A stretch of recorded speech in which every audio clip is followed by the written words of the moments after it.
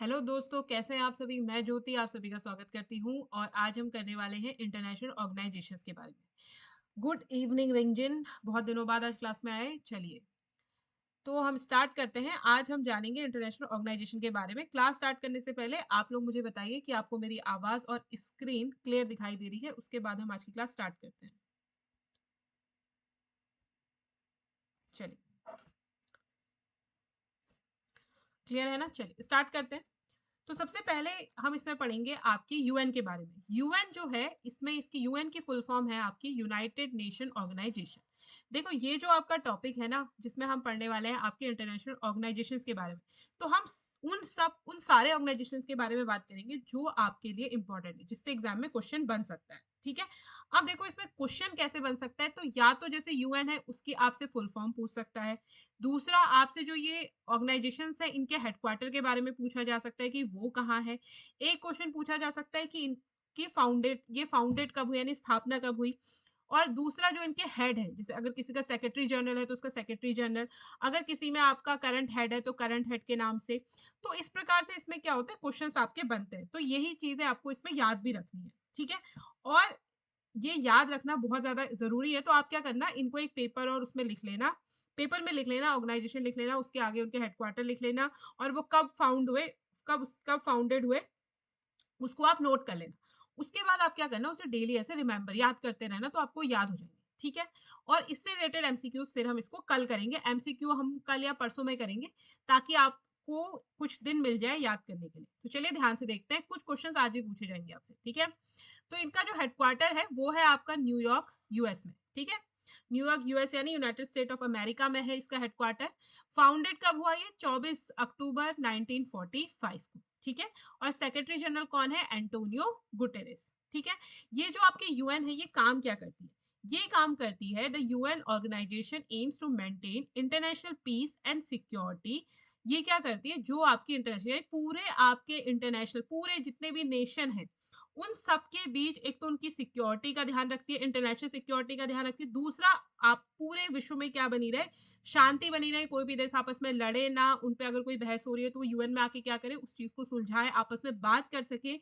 उसके लिए आपकी ऑर्गेनाइजेशन बनी हुई है। ठीक है। इसका जो फोकस होता है वो होता है on developing friendly relation among Nations.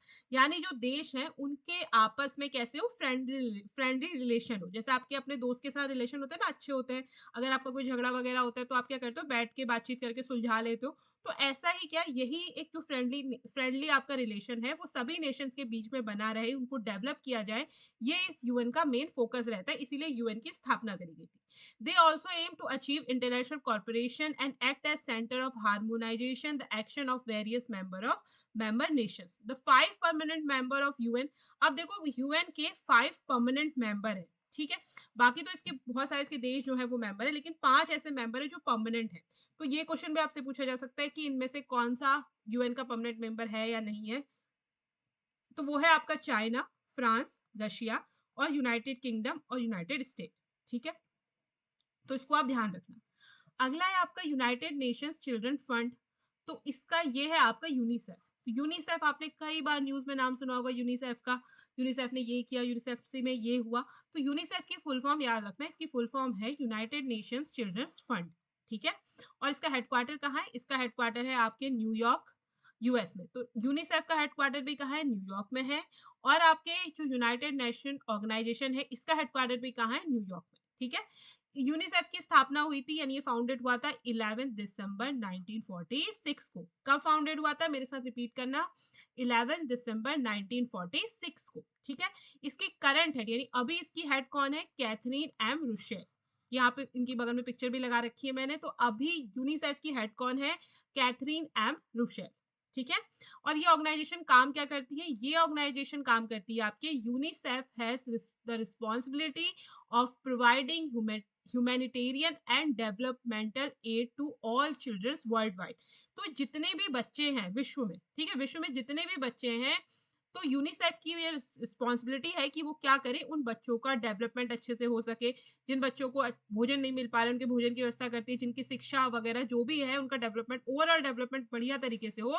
ये इस काम को कौन देखती है, आपकी यूनिसेफ देखती है। ठीक है। तो टाइम टाइम पर जगह को गोद लेती है, फंड देती है, कई सारी योजनाएं चलाती है और जो देश है उनमें क्या करती है, फंडिंग वगैरह भी करती है। ठीक, तो इसको ध्यान रखना। अगला है आपका वर्ल्ड हेल्थ ऑर्गेनाइजेशन, WHO। तो अगेन फुल फॉर्म याद रखनी है। WHO की फुल फॉर्म क्या है, मेरे साथ रिपीट करना, वर्ल्ड हेल्थ ऑर्गेनाइजेशन। ठीक है, इसका हेडक्वार्टर कहाँ है, जेनेवा स्विट्जरलैंड में। कहाँ है, जेनेवा स्विट्जरलैंड में इसका क्या है, आपका हेडक्वार्टर है। गुड इवनिंग वंदना, आज काफी दिनों बाद आए। और इसकी स्थापना कब हुई, इसकी स्थापना हुई आपकी 7 अप्रैल 1948 को। 7 अप्रैल 1948 को क्या हुई, आपकी WHO की स्थापना हुई। मेरे साथ बोलते भी जाना। हाँ, नहीं बच्चों, इंग्लिश की क्लास नहीं होती अभी। इंग्लिश की क्लास हम देखेंगे बाद में अगर प्रोवाइड करेंगे तो। अभी आपकी दो ही होती हैं, एक मैथ्स की, रीजनिंग की और आपकी जीएस की। ठीक है, ये पार्ट आपका ज्यादा इंपॉर्टेंट है, इंग्लिश के क्वेश्चंस कम आते हैं।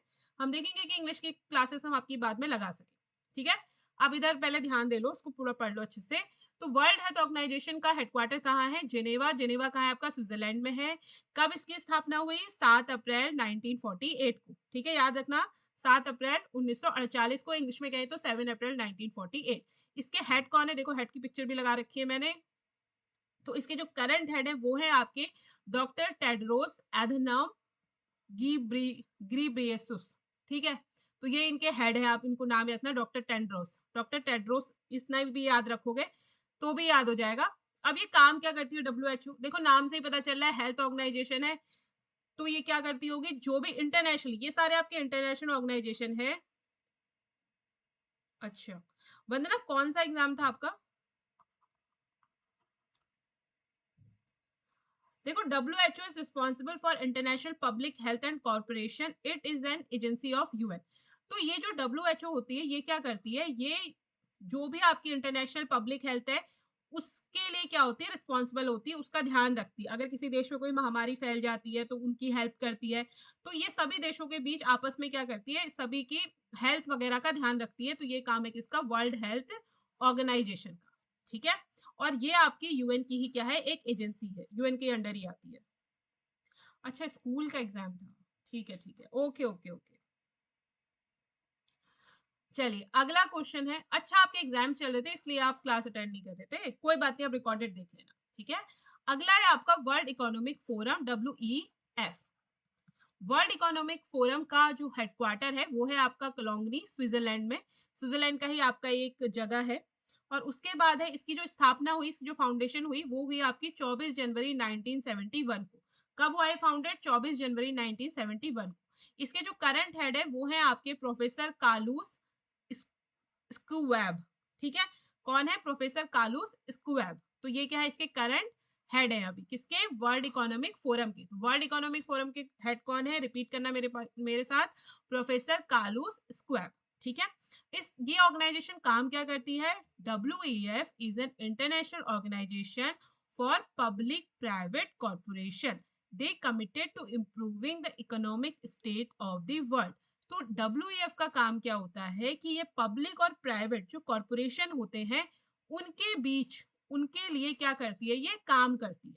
ठीक है, चलिए। हाँ देखो, हम कोशिश करेंगे कि हम आपको इंग्लिश की क्लासेस प्रोवाइड कर पाए, अभी तो टाइम है। देखते हैं फरवरी लास्ट या जनवरी में हम कोशिश करते हैं कि आपकी इंग्लिश की क्लासेस भी हम प्रोवाइड कर पाए। ठीक है, पहले आप इसको देखते हैं। हाँ ठीक है रिंजन, हम कोशिश करेंगे, जरूर कोशिश करेंगे आपको इंग्लिश के कुछ क्लासेस हम प्रोवाइड कर पाए। ठीक है, चलिए अगला है आपका international monetary fund. International monetary fund, इस ये किसकी फुल फॉर्म है, आपकी IMF की। तो ध्यान रखना, IMF की फुल फॉर्म क्या है, इंटरनेशनल मॉनेटरी फंड। मेरे साथ रिपीट करते जाना। ठीक है, इंटरनेशनल मॉनेटरी फंड, IMF का हेडक्वार्टर कहाँ है, वॉशिंगटन DC में। कहाँ है, वॉशिंगटन DC। और वॉशिंगटन DC आपकी कहाँ है, यूनाइटेड स्टेट में है। ठीक है, इसको याद रखना। IMF की स्थापना कब हुई, जुलाई 1944 में। कब हुई इसकी स्थापना, जुलाई 1944 में। इसकी जो करंट हेड है वो कौन है, आपकी क्रिस्टलिना जॉर्जिवा। कौन है, क्रिस्टलिना जॉर्जिवा। ध्यान रखना, करंट हेड कौन है, क्रिस्टलिना जॉर्जिवा। अब ये जो ऑर्गेनाइजेशन है वो काम क्या करती है, the IMF works toward fostering global monetary corporation that helps facilitate international trade and economic growth among the countries. तो इसका काम होता है कि जो इंटरनेशनल ट्रेड होता है, जो बिजनेसेस होता है इंटरनेशनली, ठीक है, और इकोनॉमिक, और उनकी क्या है जो देश है उनकी इकोनॉमिक ग्रोथ में ये क्या करती है, हेल्प करती है। ठीक है, कौन करता है आपका इंटरनेशनल मॉनेटरी फंड। अगेन इसका हेडक्वार्टर कहाँ है, वॉशिंगटन डीसी। ये कहाँ है आपके, वॉशिंगटन डीसी यूनाइटेड स्टेट में है। इसकी फाउंडेड कब हुआ, ये जुलाई 1944 में। ठीक है, करंट हेड कौन है, क्रिस्टलिना जॉर्जीवा। अगला है आपका वर्ल्ड बैंक। वर्ल्ड बैंक का हेडक्वार्टर कहाँ है, वर्ल्ड बैंक का हेडक्वार्टर है आपका वॉशिंगटन डीसी में। कहाँ है हेडक्वार्टर आपका, वॉशिंगटन डीसी यूनाइटेड स्टेट में। इसकी स्थापना कब हुई, इसकी स्थापना हुई आपकी वर्ल्ड बैंक की जुलाई 1944 में। कब हुई इसकी स्थापना, जुलाई 1944 में। इसके जो करंट हेड है वो कौन है आपके, अजय बंगा। करंट हेड कौन है, वर्ल्ड बैंक के अजय बंगा। और इसके, अच्छा करंट हेड याद रखना, ठीक है। और प्रेसिडेंट ऑफ WV, ये है डेविड मालपास। कौन है, डेविड मालपास। इसके बाद है country director for the world bank in India. India में कंट्री डायरेक्टर कौन है वर्ल्ड बैंक के, ये थोड़ा याद है, ये थोड़ा इंपॉर्टेंट है, इसको ये भी याद रख लेना कि इंडिया में, देखो इंडिया में जो आपके वर्ल्ड बैंक के करंट डायरेक्टर हैं वो कौन है आपके, जुनैद कमाल अहमद। कौन है, जुनैद कमाल अहमद। ठीक है, इसको याद रखना, ये आपका नाम इंपॉर्टेंट है। एक आप इसके करंट हेड याद रखना, करंट हेड कौन है, अजय बांगा। और country director for the world bank in India कौन है, जुनैद कमल अहमद। ठीक है, चलिए अब इस, ये जो आपका वर्ल्ड बैंक है ये काम क्या करता है इसका देख लेते हैं। तो the world bank is an international financial institution that provides grant to developing countries in order to aid their economic development and help fight poverty worldwide through sustainable solution। देखो वर्ल्ड बैंक क्या करता है, जैसे bank आपको loan देता है ना, bank अगर हमें कुछ काम करना होता है हम क्या करते हैं, बैंक से लोन लेते हैं। तो वैसे ही वर्ल्ड बैंक क्या करता है, वर्ल्ड बैंक आप फंडिंग करता है किसको, देशों को। तो देशों को अगर पैसे चाहिए होते हैं, किसी नेशन को पैसे चाहिए होते हैं, जैसे इंडिया को चाहिए, पाकिस्तान को चाहिए, अफगानिस्तान को चाहिए, किसी भी देश को जरूरत है कि वो अपने यहाँ क्या कर सके, डेवलपमेंट करे, उसके लिए उसे फंड चाहिए, पैसा चाहिए, तो वो किसके पास जाएगा, वर्ल्ड बैंक के पास जाएगा। तो वर्ल्ड बैंक क्या करता है, सभी देशों को फंडिंग भी प्रोवाइड करता है और कई बार वो ग्रांट भी देता है। ग्रांट का मतलब है कि उन्हें पैसे दे देता है ऐसे ही। ठीक है, तो ये क्या होता है, और कई बार वो आपका लोन देता है। तो इस प्रकार से वर्ल्ड बैंक आपका काम करता है। और देखो ये it has an extended family of 5 international organisation. तो वर्ल्ड बैंक के अंदर आपके कुछ और इंटरनेशनल ऑर्गेनाइजेशंस आते हैं, जैसे कि पहला है आपका international bank of reconstruction and development, IBRD, full form याद रखना इसकी भी। दूसरा है आपका international development association, IDA, international finance corporation, IFC, multilateral investment guarantee agency, MIGA, international centre for settlement of investment dispute, ICSID। इसमें आप एक जो international bank for reconstruction development है ना, IBRD, इसकी फुल फॉर्म याद रखना। ठीक है, और ये ध्यान रखना कि वर्ल्ड बैंक के अंदर आपके ये 5 जो नए ऑर्गेनाइजेशन है वो भी आते हैं। आगे देखिए, अगला है आपका वर्ल्ड ट्रेड ऑर्गेनाइजेशन। तो वर्ल्ड ट्रेड ऑर्गेनाइजेशन जो है इसका हेडक्वार्टर कहाँ है, इसका हेडक्वार्टर है आपके जिनेवा, स्विट्जरलैंड में। इसकी स्थापना कब हुई, फाउंडेड 1 जनवरी 1995 को। ठीक है, करंट हेड कौन है, करंट हेड है इसकी नागोजी ओकोंजो इवला। ठीक है, वीला, नाकोंजी ओकोंजो इला, वीला सॉरी। तो ये है आपकी, और ये ऑर्गेनाइजेशन काम क्या करती है, वर्ल्ड ट्रेड ऑर्गेनाइजेशन है। तो ट्रेड से आपको समझ में आ गया होगा कि बिजनेसेस, व्यापार, उससे रिलेटेड है। तो the WTO deals with the global rules of trade between Nations and helps in regulating international trade between member Nations. तो ये क्या करती है, वर्ल्ड ट्रेड ऑर्गेनाइजेशन के जितने भी देश क्या होंगे, मेंबर होंगे, आपस में उनके लिए ट्रेड के क्या बनाती है, रूल बनाती है, और उनको हेल्प करती है कि वो रूल्स क्या हो, सब लोग फॉलो कर सके। और सबकी हेल्प भी करती है सारे नेशंस की, ताकि वो आपस में क्या कर सके, अच्छे से व्यापार कर सके, ट्रेड कर सके। अगला है आपका United Nations education, scientific and cultural organisation, UNESCO. तो यूनेस्को के फुल फॉर्म बहुत इंपॉर्टेंट है, कई बार पूछ लेते हैं, तो आप इसको ध्यान रखना। यूनेस्को के फुल फॉर्म है United Nation education, scientific and cultural organisation. UNESCO का हेडक्वार्टर कहाँ है, यूनेस्को का हेडक्वार्टर है पेरिस, फ्रांस में। ठीक है, फ्रांस की कैपिटल है आपकी पेरिस, वहीं क्या इसका हेडक्वार्टर भी है। इसकी स्थापना कब हुई, फाउंडेड इन 16 नवंबर 1945 को। ठीक है, ध्यान रखना। अभी जो इसकी करंट हेड है वो कौन है आपकी, ओंद्रे एजूले। तो ये है ओंद्रे एजूले। ठीक है, फिर है, अब ये एजेंसी काम क्या करती है, तो UNESCO is an agency of the UN that aims at building world peace and underrating poverty, establishment sustainable development and intercultural dialogue through education between nation of the world. तो यूनेस्को का काम क्या है? यूनेस्को का काम है कि वो वर्ल्ड पीस, पूरे जो सारा जितने भी नेशंस हैं उनके बीच आपस में वर्ल्ड पीस बना के रखे।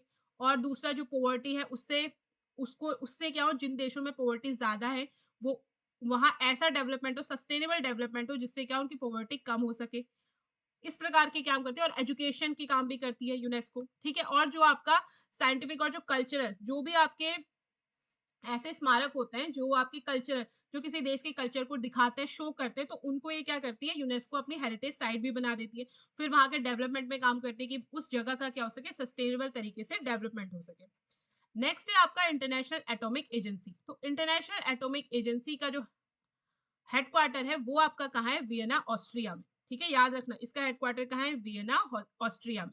इसकी स्थापना कब हुई? इसकी स्थापना हुई 29 जुलाई 1957 को। कब हुई? 29 जुलाई 1957 को। अभी इसके करंट हेड कौन है? Rafael Mariano Grossi. कौन कौन है? Rafael Mariano Grossi. अब ये ऑर्गेनाइजेशन काम क्या करती है? तो ये जो एजेंसी है आपकी, the International Atomic Agency facilitate an environment of peaceful use of nuclear energy and ensure that such use is not for any military purposes including for nuclear weapons. तो ये क्या काम करती है? इंटरनेशनल एटॉमिक एजेंसी जो है, इसका काम ये है कि ये क्या करे, जो आपकी एटॉमिक या न्यूक्लियर एनर्जी, ठीक है, न्यूक्लियर एनर्जी से हम क्या करते हैं, हमने पढ़ा था ना जब एनर्जी वाला चैप्टर, तो न्यूक्लियर एनर्जी से भी क्या होती है, एनर्जी आपकी बनाई जा सकती है, ठीक है, और बनाई जा रही है। तो इसी प्रकार क्या होता है, तो उनको क्या कर सके कि न्यूक्लियर एनर्जी को ढंग से यूज किया रहे। और वो सिर्फ इस न्यूक्लियर एनर्जी का यूज किस में करे, वेलफेयर में करे, लोगों के, यानी सिर्फ बिजली बनाने के लिए ही उसका यूज करे। ये नहीं कि न्यूक्लियर एनर्जी से देश क्या करे, न्यूक्लियर वेपन बना ले मिलिट्री के पर्पज से, कि किसी देश से कभी झगड़ा होगा तो उस पर फिर हम ये न्यूक्लियर वेपन छोड़ देंगे, ठीक है। तो ये क्या करती है, जो इंटरनेशनल एटॉमिक एनर्जी है एजेंसी है, ये ध्यान रखती है कि कोई भी देश जो एटॉमिक एनर्जी है उसको गलत तरीके से यूज ना कर सके। अगला ऑर्गेनाइजेशन है आपका organisation of petroleum exporting countries, OPEC. तो ओपेक की फुल फॉर्म याद रखना, ओपेक की फुल फॉर्म क्या है, organisation of petroleum exporting countries. इसका हेडक्वार्टर भी कहाँ है? इसका हेडक्वार्टर भी है आपका वियना ऑस्ट्रेलिया में। इसका फाउंडेशन कब हुआ? 14 सितंबर 1960 को, ठीक है। इसके करंट हेड कौन है? जो सेक्रेटरी जनरल है वो है हातिम अल घैसी, बोलेंगे शायद, गैस घैस। तो ये है आपके हातिम अल घैस। इस ये ऑर्गेनाइजेशन काम क्या करती है? Coordinate and unify the petroleum policy of its member countries and ensure the stabilisation of oil market. तो जो भी जिन जिन देशों में क्या होता है, ऑयल निकलता है, तो मोस्टली वही देश क्या है, इस ओपेक के पार्ट है। और ये क्या करती है, ये जो मार्केट है उस मार्केट को बना के, मार्केट को स्टेबल करके रखती है, कि जो प्राइस है वो एकदम से ना तो राइज करे ना गिरे, स्टेबिलिटी उनमें क्या रहे, बनी रहे, ठीक है। ये इस ऑर्गेनाइजेशन का काम है। नेक्स्ट है आपका south Asian association for regional corporation, ये इंपॉर्टेंट है, ठीक है, सार्क। तो ये इंपॉर्टेंट है, इसको याद रखना। सार्क की फुल फॉर्म भी याद रखना क्योंकि पूछा जाता है। सार्क की फुल फॉर्म है आपकी south Asian association for regional corporation. तो इसमें जितने भी आपके साउथ एशियन कंट्रीज है ना, वो इसकी मेंबर्स हैं, ठीक। इसका जो हेडक्वार्टर है वो है आपका काठमांडू नेपाल में, हमारे जो पड़ोसी देश है नेपाल, वही इसका हेडक्वार्टर है। इसकी जो स्थापना हुई थी, ये फाउंडेड हुआ था आपका 8 दिसंबर 1985 को। कहाँ हुआ था? इन ढाका, बांग्लादेश, ठीक है। इसके करंट हेड कौन है? इसके करंट हेड है अभी गोलम सर्वर। कौन है करंट हेड? गोलम सर्वर। ये ऑर्गेनाइजेशन काम क्या करती है? तो SAARC is a regional inter governmental organisation of country in South Asia. Its member state are India, Bangladesh, Afghanistan, Bhutan, Maldives, Nepal, Sri Lanka and Pakistan, ठीक है। तो इसके आपके क्या है, जो सार्क है आपके, इसके मेंबर्स को जो भी आपकी साउथ एशियन कंट्रीज है इंक्लूडिंग इंडिया, वो सब क्या है, इसके मेंबर्स हैं। इसके मेंबर्स के नाम भी दिए गए हैं, तो इसके मेंबर्स के नाम याद रखना। इंडिया है हमारा पड़ोसी देश, बांग्लादेश भी है, अफगानिस्तान भी है, भूटान भी है, मालदीव, नेपाल, श्रीलंका एंड पाकिस्तान, ठीक है। ये इसके क्या है, मेंबर्स हैं।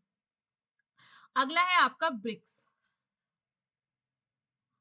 तो ब्रिक्स का एक बैंक है आपका जिसको बोलते हैं न्यू डेवलपमेंट बैंक या ब्रिक्स डेवलपमेंट बैंक। इसका जो हेडक्वार्टर है वो है आपका शंघाई, चाइना में। इसकी स्थापना कब हुई? 21 जुलाई 2015 में, 21 जुलाई 2015 में। इसकी करंट हेड कौन है? इसकी करंट हेड है डायलेमा रूशॉफ। कौन है? Dilma Rousseff. ये काम क्या करता है? The New Development Bank is a multilateral development bank stabilized by the BRICS state to support public और private projects through various financial aid. तो ये जो आपका न्यू डेवलपमेंट बैंक है ना, ये आपका ब्रिक्स आपकी एक इंटरनेशनल ऑर्गेनाइजेशन है, उसका क्या है, उसका ये बैंक है। तो ये बैंक क्या करता है, जो भी इसके मेंबर देश हैं उनके बीच आपस में पब्लिक और प्राइवेट जो भी उनके प्रोजेक्ट चलते हैं उसमें क्या करता है, फंडिंग का काम करता है, फाइनेंशियली हेल्प करता है उनकी। अगला जो है आपका बैंक, वो है आपका Asian development bank. Again it's important, याद रखना इसको भी। तो इन एशियन डेवलपमेंट बैंक यानी कि एडीबी, इसका जो हेडक्वार्टर है वो है आपका मानीला फिलीपींस में। ये फाउंडेड कब हुआ था? 19 दिसंबर 1966 को। इसके हेड कौन है, करंट हेड कौन है? मैसातुस्कु आस्कावा। ठीक है, मैसातुस्कु आस्कावा। और ये ऑर्गेनाइजेशन काम क्या करता है? ADB is a regional development bank stabilise with the aim of faster growth and corporation among countries in the Asia Pacific reason.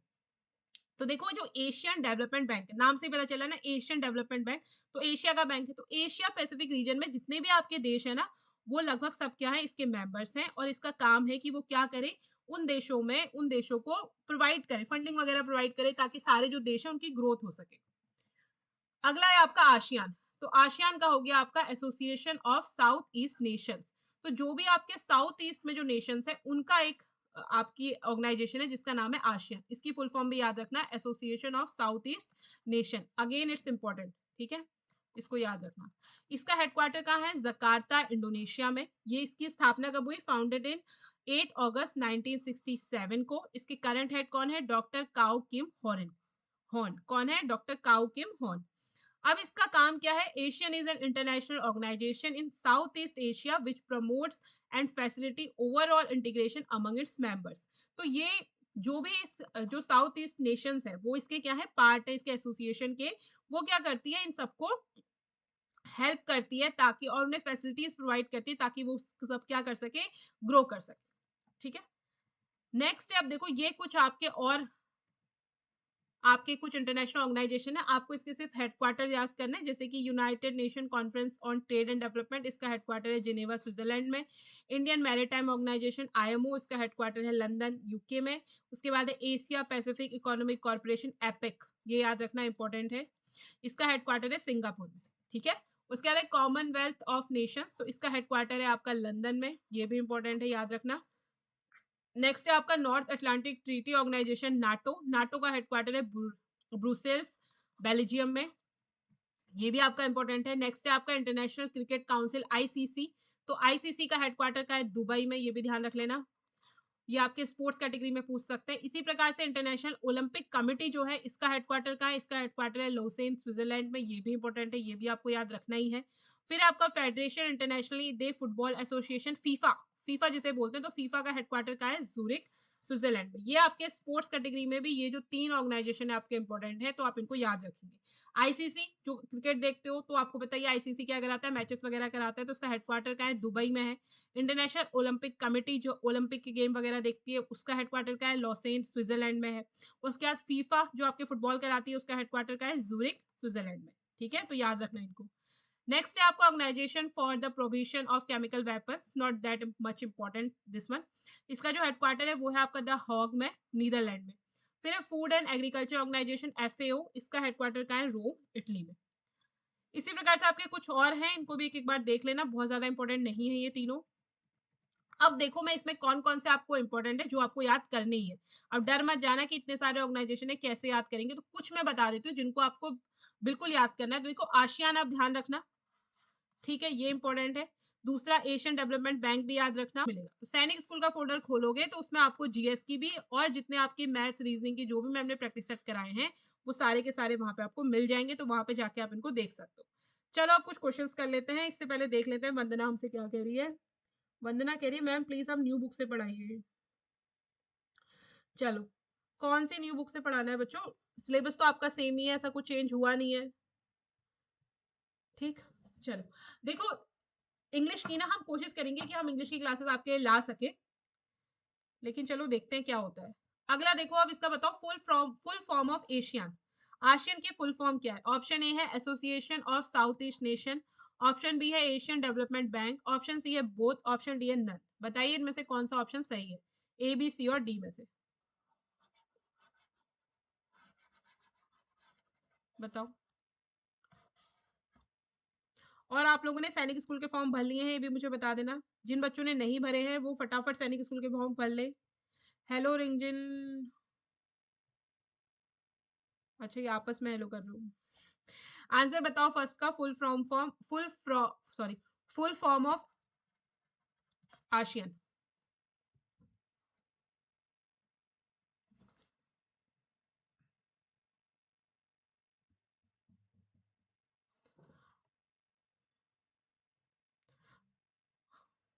सी नहीं भाई, आशियन की फुल फॉर्म देखो, association of south east nations.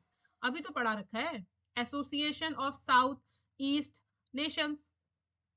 चलिए अगला है आपका, who is the secretary general of UN. UN का secretary general कौन है? Option A Antonio Guterres, option B doctor Kao Kim Hourn, option C Catherine M Russell, option D none. बताइए which one is correct answer. Second का answer करो। Who is the secretary general of UN, UN के secretary general कौन है? ऐसे ही question आपसे पूछे जाएंगे एग्जाम में, ठीक है। आज कम क्वेश्चंस हैं, कल ज्यादा क्वेश्चंस करेंगे हम, तो तब तक आप इसको याद कर लेना, ठीक है। जब हम एमसीक्यू प्रैक्टिस करेंगे तो तब हम और ज्यादा क्वेश्चंस लेंगे। सेकंड का आंसर बताओ।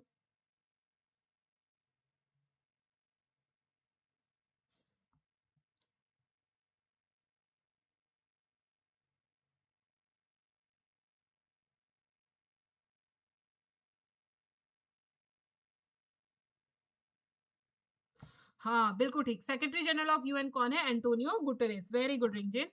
नेक्स्ट क्वेश्चन है, headquarter of world trade organisation. तो वर्ल्ड ट्रेड ऑर्गेनाइजेशन का हेडक्वार्टर कहाँ है? Option A Geneva, Paris, New York या New Delhi. Which one is correct, A B C और डी में से बताइए थर्ड का आंसर। वंदना कहाँ चली गई आंसर करते करते? बताओ headquarter of world trade organisation, which one is correct, Geneva, Paris, न्यूयॉर्क और न्यू दिल्ली।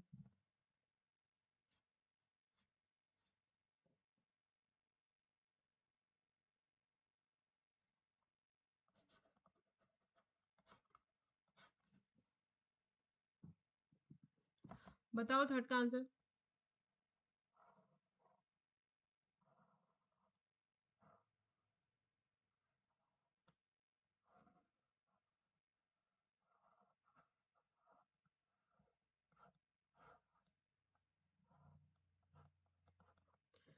चलो थर्ड का करेक्ट, हाँ very good Rinjan, correct answer क्या है? वर्ल्ड ट्रेड ऑर्गेनाइजेशन का हेडक्वार्टर क्या है आपका? जिनेवा में। Very good. नेक्स्ट क्वेश्चन है, हेडक्वार्टर ऑफ यूनेस्को। अब बताइए यूनेस्को का हेडक्वार्टर क्या है? पेरिस, जिनेवा, न्यूयॉर्क York New Delhi. Which one is correct? UNESCO का हेडक्वार्टर कहाँ है बताइए।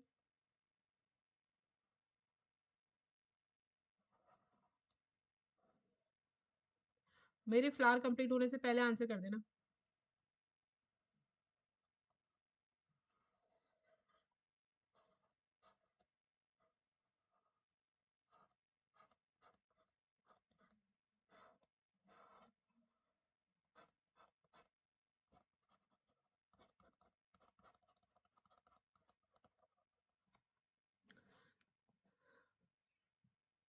बताइए। चलो इसका करेक्ट आंसर है ऑप्शन ए, पेरिस। ठीक है, तो यूनेस्को का हेडक्वार्टर कहाँ है? पेरिस में है। आशा करती हूँ आपको आज की क्लास अच्छी लगी होगी। थोड़ा सा ये वाला जो चैप्टर है, ये वाला जो टॉपिक है आपका, इसमें थोड़ा याद करने वाला पोर्शन ज्यादा है, तो आप इसको अच्छे से याद करिएगा। इंपॉर्टेंट है अगेन। और जो भी मैंने बताया कि जो आपको मस्ट याद करने, उनको तो आप याद कर ही लेना। ठीक है, तो चलिए। और फॉर्म अगर आपने सैनिक स्कूल के अभी तक नहीं भरे हैं तो सैनिक स्कूल के फॉर्म को भर लीजिए, ज्यादा लेट मत करिए। Thanks for watching and keep learning. Bye everyone.